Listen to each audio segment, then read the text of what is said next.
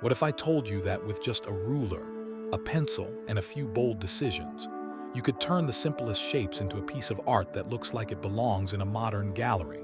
Because today you're not just drawing lines and circles, you're learning how to control space, balance, and color in a way that transforms ordinary geometry into something visually powerful. And by the end of this video, you'll be able to create your own geometric abstract artwork that feels intentional, professional, and completely unique to you. Welcome back to the studio. Today we're diving into the fascinating world of geometric abstract art, a style that blends precision with creativity and allows you to create visually striking compositions using simple shapes, thoughtful color choices, and intentional design.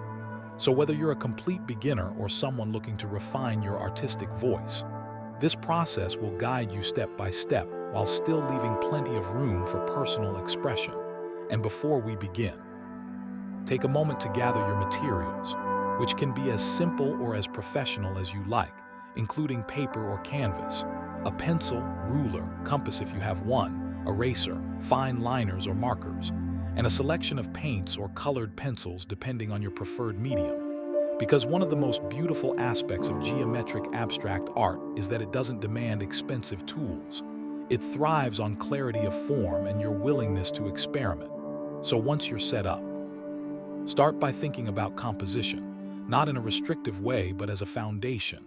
Imagine your surface as a space that will be divided, repeated, layered, and transformed.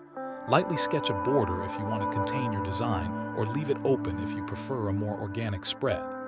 Then begin with your primary structure by drawing a few guiding lines across the page. These can be horizontal, vertical, diagonal, or even radial lines emanating from a single point. And these lines will act as the skeleton of your artwork, helping you organize space and create balance. Now using a ruler, refine those lines so they feel deliberate and clean. Because geometric art relies heavily on precision. But don't let that intimidate you. Small imperfections often add character and remind us that the work is handmade. From here, start introducing basic shapes such as squares, rectangles, triangles, and circles, placing them within the sections created by your initial lines. Think about how these shapes interact, overlap, and contrast with one another. You might repeat a shape across the page to create rhythm or vary their size to create movement and depth. And as you work, consider negative space just as important as the shapes themselves, because what you leave empty can be as powerful as what you fill. Now, once your sketch begins to feel balanced, take a step back and observe it from a distance. This is something professional artists do constantly, because distance helps you see the overall harmony rather than getting lost in details. And at this stage, you can adjust proportions, add new shapes, or simplify areas that feel too crowded. Now let's talk about line weight, because not all lines need to be equal. You can go over certain edges with a thicker pen to emphasize structure while keeping other lines light and subtle, which adds hierarchy and visual interest. And now we move into one of the most exciting parts, color. Before you start filling everything in, pause and decide on a color palette. You can go for a limited palette with 2 or 3 colors for a clean, modern look, or a more vibrant palette if you want energy and contrast. Think about color relationships such as complementary colors for high contrast or analogous colors for harmony. And once you've chosen your palette, begin applying color carefully within your shapes. You can use flat color for a bold graphic effect or experiment with gradients, textures, or patterns inside each shape. For example, you might fill one triangle with parallel lines, another with dots, and another with a smooth gradient, which adds layers of detail and keeps the viewer engaged. And remember to be consistent with your choices, so the artwork feels cohesive rather than chaotic. Now, as you continue, pay attention to balance across the composition. If one side becomes too heavy with dark colors, consider adding similar weight to the opposite side or intentionally leave it unbalanced if that serves your artistic vision. Because balance doesn't always mean symmetry. It means visual stability. And this is where your intuition as an artist starts to develop. Now let's refine the piece further by cleaning up edges. erasing any visible pencil marks if you're working with ink or paint, and sharpening lines where needed. This stage is all about precision and presentation, because crisp edges can elevate even the simplest design into something professional. And as you refine, you might notice opportunities to add small accents such as thin, cas, inus lines, tiny shapes or highlights that bring everything together.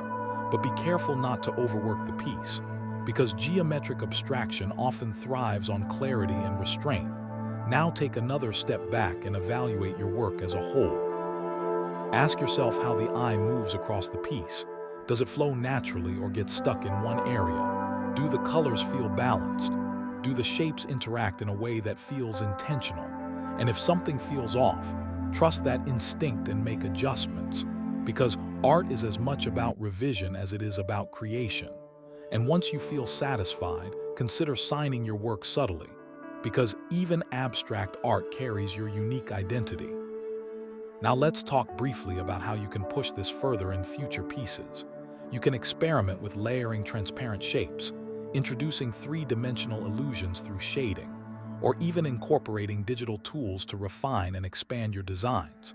You can also draw inspiration from architecture, patterns in nature, or cultural motifs, translating them into geometric language.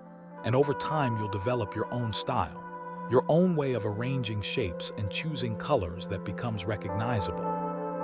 And that's the true goal, not perfection but personal voice. So as you finish this piece, remember that every line you drew and every decision you made contributes to your growth as an artist. And geometric abstract art is not just about shapes. It's about seeing the world in structure, rhythm, and balance, and translating that vision onto your surface. So keep practicing, keep experimenting, and most importantly, enjoy the process. Because the beauty of this art form lies in its endless possibilities, and the way it allows you to turn simple elements into something visually powerful and uniquely yours.